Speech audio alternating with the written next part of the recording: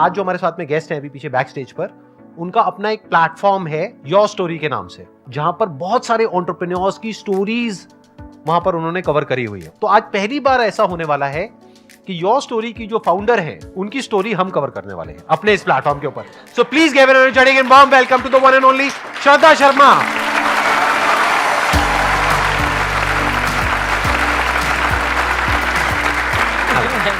Please आइए। बहुत nervous हूँ संदीप, बहुत डर लग रहा है, मगर अच्छे हाथों में हूँ। एंड ऑडियंस को देख के थोड़ा अब तसल्ली हो रही है। सब स्माइल कर रहे हैं, स्माइल करते रहना।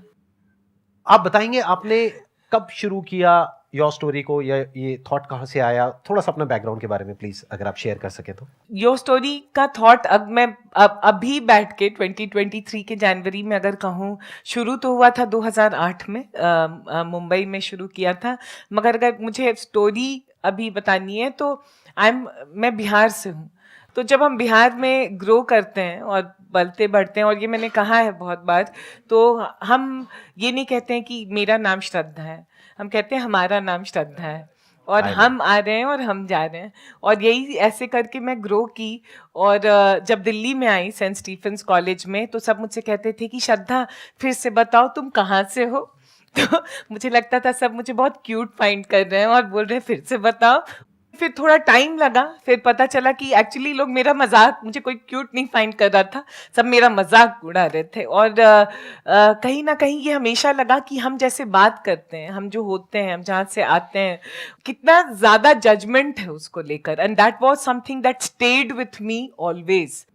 जो क्वेश्चन, मेरे सवाल जो मेरे हमेशा जो मेरे दिमाग में रहता था कि हम क्यों जज करते हैं किसी को, कि वो जहाँ से आते हैं, हमारी कैपेबिलिटी और हम जो हर दिन अचीव करते हैं, that is a story and it defines a story. और जब मैंने योर स्टोरी मीडिया में गई तो वहाँ पे भी वो दिखा, क्योंकि मीडिया में it is all about I, me, my self, and जो सक्सेसफुल है, बड़ा है, उसकी स्टोरीज। तो 2008 में मुझे लगा जो हमारे जैसे लोग हैं जिनके माँ बाप शायद उतने रिच नहीं हैं, सक्सेसफुल नहीं हैं, और जो सेल्फ मेड हैं, और इसीलिए 2008 में मैंने कहा हर इंसान जो खुद के बलबूते पे कुछ करना चाह रहा है, जिसके पास बैकग्राउंड नहीं है, पैसा नहीं है, उन सब की कहानी, उनकी जुबानी सुनाएंगे। और तब यो स्टोरी शुरू हुआ, और आज 1.5 लाख स्टोरी हमने किया है पिछले 14 सालों में।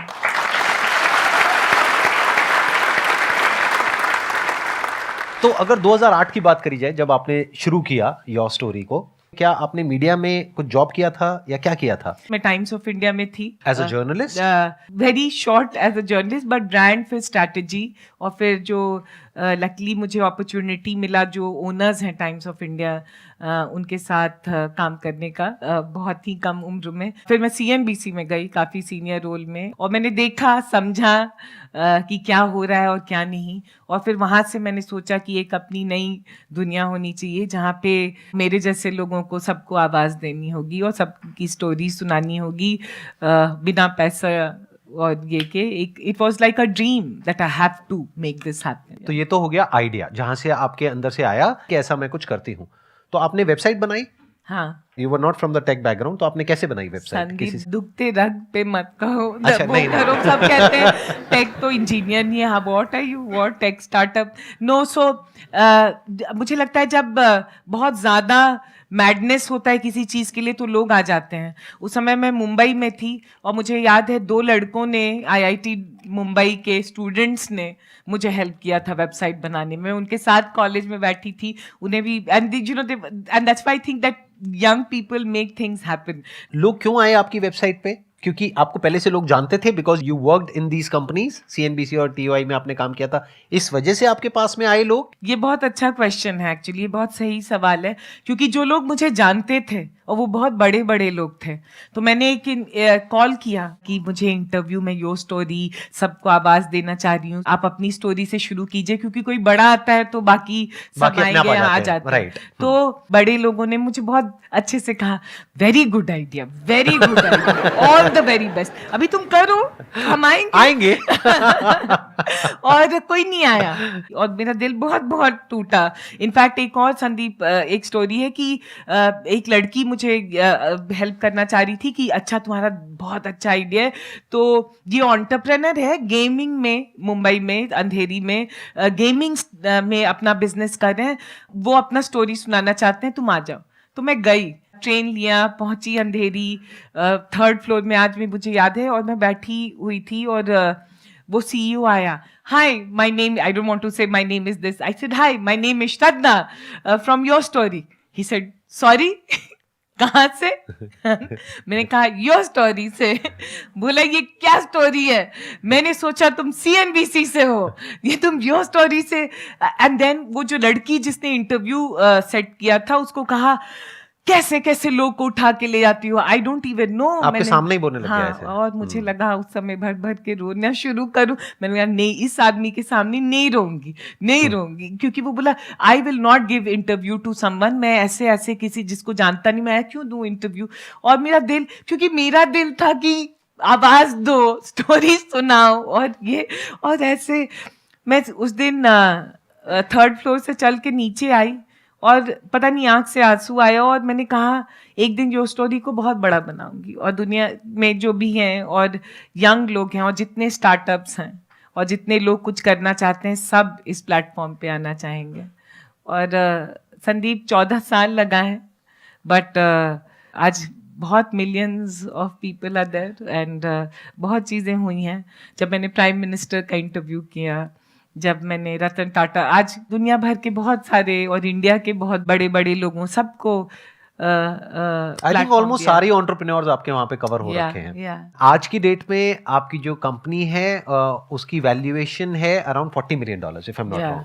तो आप ये बताइए कि शुरू में जब आपने ये किया तो आपको इनिशियल जो ब्रेक थ्रू होता है, यानी शुरू के जो 5-10 इंटरव्यूज हैं, वो कैसे मिले? वो आपने किन लोगों के करे? और उस पे भी जब तक व्यूज नहीं आएंगे तब तक और लोग नहीं आएंगे। तो it's all about traffic, it's all about views, it's all about popularity, all that stuff. Again a very good question. तो अगर मुझे शुरू करना होता तो शायद काफ़ी आसान भी होता और टफ भी होता, और वो मैं बताऊंगी क्योंकि 2008 में जब मैंने स्टोरी शुरू की, जैसे you know anyone here if I tell your first story, तो मैं पहली प्लेटफॉर्म बन गई जब मैंने आपकी स्टोरी आपके जुबान में सुनाई, तो वो अपने फ्रेंड सर्कल में और हर जगह प्रमोट करने लगे। तो वो ऑर्गेनिकली, अभी जो इंग्लिश में कहेंगे नेटवर्क इफेक्ट, काफ़ी सही था, क्योंकि people became promoters of the story, and उसके बाद लोग आने लगे वेबसाइट पे। Very interesting. मतलब आप लोगों को क्लियर हो रहा है ना कि क्या किया इन्होंने, कैसे किया। कुछ स्टूडेंट्स की हेल्प से एक वेबसाइट बनाई, वो भी इन्होंने खुद नहीं बनाई, कहीं से बनवाई, और वो भी आई थिंक फ्री में बनवाई होगी आपने। तो इन्वेस्टमेंट आपने कितना किया था अपने बिजनेस में उस टाइम पे? समोसा खिलाया था। तो ऐसा नहीं है इन्वेस्टमेंट नहीं किया। हाँ, उस टाइम पे इन्होंने क्या किया, एक वेबसाइट बनाई कुछ स्टूडेंट्स की मदद से, जहां पे कुछ समोसे लगे। फिर उसके बाद में वो वेबसाइट बनाने के बाद में लोगों को कांटेक्ट किया, और वो स्टोरी सिंपल टेक्स्ट में होती थी, कोई वीडियो नहीं, कोई ऑडियो नहीं, कुछ नहीं। तो सिंपल टेक्स्ट, यानी कि एक इंटरव्यू लिया, एक इंटरव्यू फॉर्म में वहां पे टेक्स्ट में आ गई, यानी कि एक वेबसाइट के ऊपर उनकी कहानी आ गई विद देयर फोटोग्राफ्स, राइट। तो देखा जाए तो बहुत ही सिंपल बिजनेस मॉडल है। आइडिया कितना सिंपल है, जो हम सोचते हैं ना कि आइडिया में क्या है। सोचो, एक वेबसाइट बनानी है, वो आज की डेट में बहुत सारे प्लेटफॉर्म्स है, कहीं से भी बन जाएगी। जाओ, जाकर के लोगों के इंटरव्यू लो और वहां पे उस वेबसाइट पे पब्लिश करो, और एक दिन $40 मिलियन की कंपनी खड़ी कर दो। मगर मैं यहाँ कहना चाहूंगी, the idea was simple but idea was tough, because my idea was media में आने के बाद कि मीडिया में चलता क्या है, नेगेटिव और सेंसेशनलिज्म। और मैंने कहा मैं योर स्टोरी शुरू करूंगी जहाँ पे मैं आपके बारे में नेगेटिव, आपको नीचा नंगा नहीं करूंगी। I will celebrate you for who you are. जो तुम्हारे अंदर अच्छाइयत है वो दिखाऊंगी, एंड वो 14 साल तक कंसिस्टेंटली दिखाना in a media space which is not positive, is always judgemental, was toughest part of running this business. ये तो हो गया कि आपका आइडिया कैसे स्प्रेड हुआ। ये आई थिंक सबको क्लियर है ना कि इनका आइडिया स्प्रेड कैसे हुआ। This is a perfect example of viral marketing, जिसको आज की डेट में हम बोलते हैं। वायरल मतलब क्या होता है कि जो अपने आप वर्ड ऑफ माउथ से स्प्रेड हो जाए। एडवर्टाइजिंग से आपको एक बार स्पाइक मिल सकता है, लेकिन अगर प्रोडक्ट में दम नहीं है तो वो वापस से नीचे गिर जाएगा। इन्होंने कोई एडवर्टाइजिंग नहीं करी, नहीं, सिर्फ एक वेबसाइट बनाई, वहां से कुछ लोग आए, उन्होंने आगे लोगों को बताया, फिर वहां से कुछ और लोग आए, उन्होंने आगे लोगों को बताया, धीरे धीरे वो बड़ा होता चला गया, धीरे धीरे वो फैलता चला गया और फैलते फैलते मिलियंस ऑफ पीपल तक फैल गया। आज की डेट में कितना ऑर्गेनिक ट्रैफिक है आपकी वेबसाइट पे? 10 मिलियन 10 मिलियन पर मंथ और per year? Per month. Per month 10 million मतलब 1 करोड़ लोग यहां पर आते हैं इनकी वेबसाइट पे हर महीने, विच is not a small number, which is a good number. 5 million subscribers हैं। उन्होंने न्यूज़लेटर के लिए सब्सक्राइब किया हुआ है, newsletters, 5 मिलियन सब्सक्राइबर्स हैं और 10 मिलियन यूजर्स हैं। तो अब समझते हैं कि इसको आपने मोनेटाइज कैसे किया। ये तो हो गया शुरू में जहां से आपका प्रोडक्ट वायरल हुआ। अब दूसरा चैलेंज आ जाता है मोनेटाइजेशन, यानी कि यहां से पैसा कैसे कमाया। संदीप, पहली बात मुझे थैंक कहना है, पहली बार ये सब क्वेश्चन कोई मुझे पूछ रहा है। यूजुअली आप पूछते हो। नहीं, और यूजुअली कोई सोचता ही नहीं है कि सुनना चाहिए या it's worth it, but I am thankful that you are telling in India my story, क्योंकि मैंने 14 साल से मेहनत करके एक प्रॉफिटेबल सस्टेनेबल बिजनेस बनाया है। तो कैसे पैसा शुरू किया, तो आइडिया तो बहुत रोमांटिकली कि सबकी कहानी सुनानी है दिल से, दिमाग यूज ही नहीं किया। फिर पता चला दिमाग नहीं यूज किया है, क्योंकि पैसा कैसे बनेगा। स्टोरी स्प्रेड्स हो रहे हैं, सब कोई लव कर रहा है स्टोरी और सबको बहुत वैलिडेशन मिल रहा है, मगर पैसा कैसे बनेगा, बहुत बड़ा सवाल था मेरे सर पे। और मिडिल क्लास से आने से, और जहाँ से जिस बैकग्राउंड से मैं आ रही थी, मेरी मदर और मेरे घर में पैसा कमाना बहुत इंपॉर्टेंट था, क्योंकि ऐसा नहीं था कि कोई घर से पैसा भेज रहा था या कुछ वो था। तो स्ट्रेस भी काफी है और पैसे को लेके काफी स्ट्रेस होने लगा। और प्लस आप एक सेफ और सिक्योर जॉब कर रहे थे जिसको आपने छोड़ा था, जहाँ से पैसा आ रहा था। और यहाँ पे कितने टाइम तक पैसा नहीं आया था योर स्टोरी शुरू करने के बाद में? 1 साल तक। 1 साल तक कोई पैसा नहीं आया? नहीं। तो 1 साल तक आपने कैसे सर्वाइव किया अपनी सेविंग्स के बेस पे? पागल हो गई थी मैं। क्योंकि पैसा बहुत ही इंपॉर्टेंट चीज था मेरी जिंदगी में, एंड सेविंग था और ट्रेन से चलती थी। जैसे आज अच्छे दुपट्टे पहने, उस समय शॉपिंग कुछ भी नहीं किया। एकदम इकोनॉमस जिंदगी उस समय जिया मैंने। But I want to call this out, coming from the background I did, and it's very important. जब आप पैसे से नहीं आते हैं तो आपको सबसे ज्यादा थैंकफुल होना चाहिए, क्योंकि आपके अंदर एक आग लगा होता है कि पैसा कमाना है। Right, it is very good, I am very thankful कि मेरे घर से कोई 1 रुपया नहीं भेजा न था। तो मेरे अंदर बोध हमेशा था कि कुछ भी बिजनेस करूं तो पैसा खुद, it should be self sustainable and it should be able to make money. किसी एंटरप्रेन्योर ने, जिसकी स्टोरी की थी मैंने, श्रीला जाइडुपल, मुझे आज भी उसका नाम याद है, वो कहा how are you making money. मैंने कहा नहीं, स्टोरी सुना रही। तो बोलता नहीं इतना अच्छा कर रहे हैं, मैं पैसा आपको नहीं दे सकता, क्योंकि अब मैंने कहा मुझे आपसे लेना भी नहीं है पैसा। बट बोला उसने कि मैं आपको एक किसी इंसान से कनेक्ट करूंगा जिससे, आई स्टिल रिमेंबर उस आदमी का नाम, बख्शीश दत्ता। सन स्टार्टअप एसेंशियल्स प्रोग्राम होता था, सन माइक्रो सिस्टम एक कंपनी थी, अब वो ओरेकल ने खरीद ली है। उसने मुझे एक फर्स्ट चेक ही gave me of 1 lakh rupees to run a program campaign, ad campaign on your website, yes, to get enroll people for Sun Startup Essential program। और फिर वहां से कहानी शुरू हो गई। और एक बात कहना चाह रही हूँ कि हर साल हम प्रॉफिटेबल कंपनी रहे। फंड रेज किया मैंने 2015 के एंड में, तो 15 से 17 तक हम नहीं प्रॉफिटेबल थे, क्योंकि काफी एक्सपैंड किया, but we were profitable even in pandemic. और इस साल भी टचवुड रहेंगे। तो अब इंटरेस्टिंग पॉइंट ये है कि यहाँ से आपकी रेवेन्यू आनी शुरू हुई। yes. यानी अब आपको समझ आया कि अच्छा ऐसे भी पैसा कमाया जा सकता yes. है, यानी अपनी वेबसाइट पे एड्स रन करके। तो आप थोड़ा सा बताएंगे कि रेवेन्यू आपकी किस तरीके से रही, ग्राफ क्या रहा, जैसे पहले साल में कितनी रेवेन्यू थी, फिर उसके बाद कितनी हुई, कैसे बढ़ी रेवेन्यू? जहाँ पे मैं सोचती हूँ कि मैंने डिसरप्ट किया मॉडल, कि एड से पैसे नहीं कमाए, क्योंकि एड जो होता है वो अगर देखिए तो उसके लिए 100 मिलियन 1 बिलियन व्यूज और ये सब, उससे स्केल का पैसा बनता है। तो मैंने देखा, मैंने B2B मीडिया बनाने, बैकएंड मॉडल B2C था स्टोरीज, बट बैकएंड में मैंने कहा B2B, जिन सारे जो स्टोरीज कर रहे हैं उसमें काफी डेटा और इंटेलिजेंस मिल रहा था। एक कोट है, ब्रेने ब्राउन कहती है, stories are data with souls. So there was a very strong data and intelligence that started getting built on the background. और फिर हम उसको लेके जैसे B2B journals and trade bodies do, हमने काफ़ी मीटअप्स किए तो उससे पैसा बना. सेकंड, हमने एक प्रॉपर्टी 2010 में शुरू किया है, अभी 13-14 साल हो गया है, टेक्स पार्क्स करके. वो काफ़ी बड़ा स्टार्टअप में सबसे बड़ा इवेंट होता है, दुनिया भर से लोग आते हैं उसको अटेंड, तो वो एक बहुत बड़ा आईपी बना. थर्ड, हम रिसर्च रिपोर्ट्स काफ़ी निकालते हैं और ये सब करते हैं. चौथा, मैंने कहा न्यूज़लेटर सब्सक्राइबर्स, क्योंकि ये टॉप एंटरप्रेन्योर सीईओज ये सब तो हैं. मेलर्स भेजने के आप हाँ, पैसे लेते होंगे, ये राइट? वो भी हाँ, है. वो होता होगा. अभी वीडियो कैंपेन्स काफ़ी करते हैं तो उसके लिए आते हैं अगेन कॉर्पोरेट्स. प्रॉपर्टीज बनाए जैसे मनी मैटर्स, ये सब करके सीरीज हम चलाते हैं. तो अब ये सब बहुत सारे once you have the trust, goodwill, brand, data and insight, तो पैसा बन जाता है. एक्सीलेंट जी.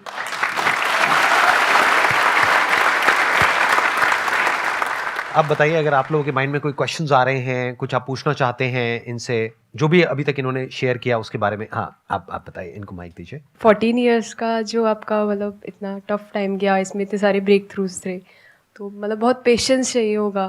तो उस टाइम पे ऐसा क्या था जो आपको इतना ज़्यादा मोटिवेटेड किया?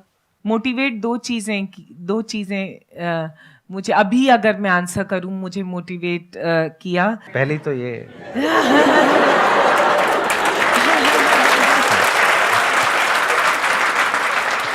No, but I have to call Sandeep, and of course all of you know that to me he's an incredible story in itself, and we are also very, very proud. And I also think the consistency and the generosity with which he has conducted himself, and that's very obvious, and that's why I think he has that kind of love which he gets. Thank you so much, but I was just kidding. No, मजाक कर रहा no, था. but it's also why are we hesitant to not acknowledge good things in our country when we see, and he's one of the good things about our country.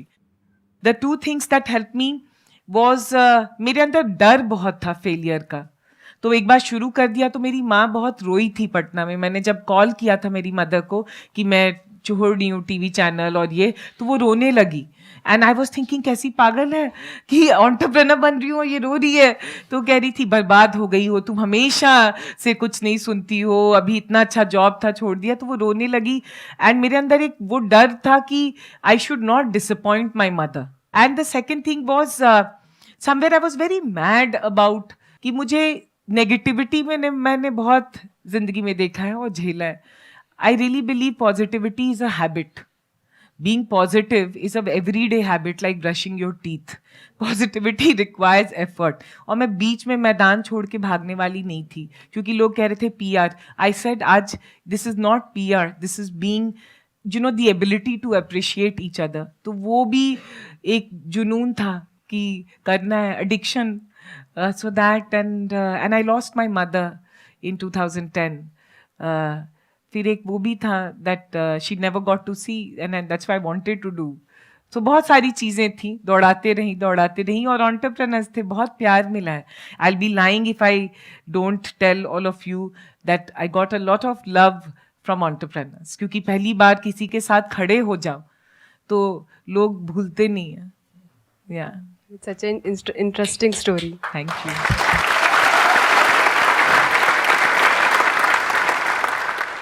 हमें story telling एक art है, अपनी बात दूसरे के सामने रखना, वो कैसे इम्प्रूव करें मैम, और स्टेज स्पीकिंग कैसे इम्प्रूव करें?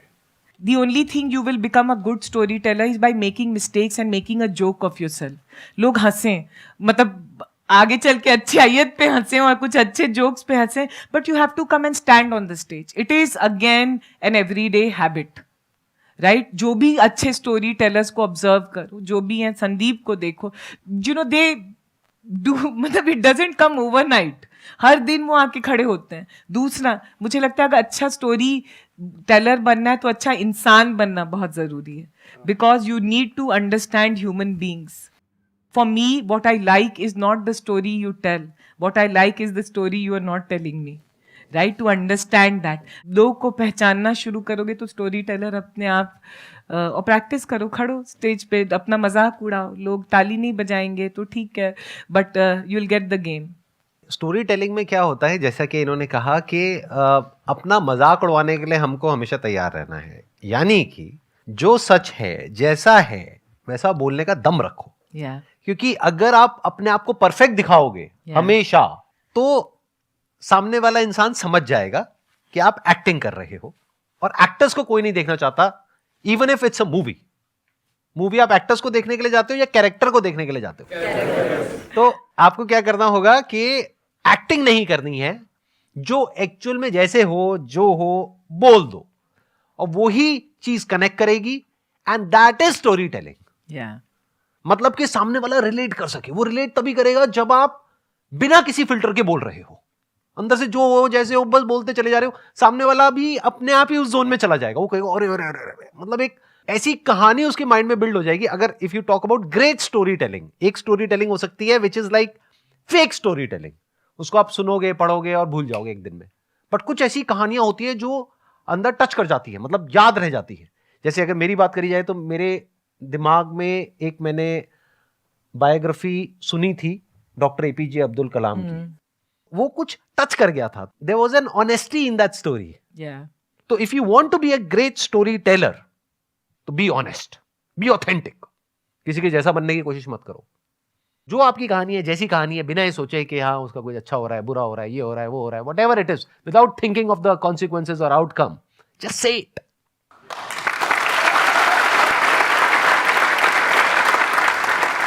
Thank you so much Shraddha ji यहाँ पर आने के लिए, and it was pleasure meeting you, pleasure talking to you, और मेरा एक्सपीरियंस बहुत अच्छा लगा।